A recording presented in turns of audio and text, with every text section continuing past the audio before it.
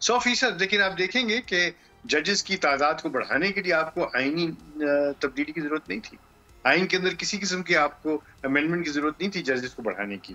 تو اگر آپ کو ججز کو بڑھانا تھا، مقصود نمبر بڑھانا تھا، تو اس کے لیے تو آپ کے پاس عام لیجسلیشن سے آپ نے کیا، وہ آپ کر سکتے تھے. لیکن جو بیسک جو مقصد تھا وہ شاید حل نہیں ہو سکے گا.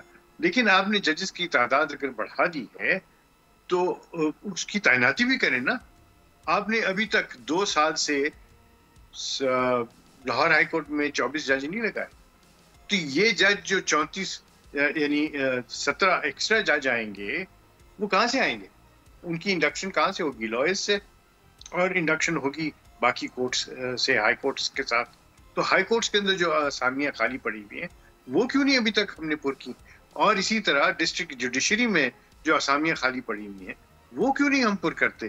اس کے لیے کسی آئینی تبدیلی کی ضرورت نہیں ہے. اس کے لیے آپ کو کسی بھی چیز کی تبدیلی کی ضرورت نہیں ہے. آپ کو صرف اور صرف تعیناتی کرنا ہے. تو اگر یہ آپ نے کرنا ہے تو کر ڈالیے.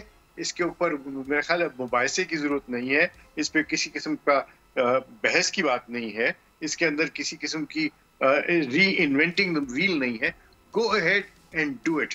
Where there's a will, you will make a way. Subscribe کریں اور بیل دبائیں تاکہ کوئی خبر رہ نہ جائے.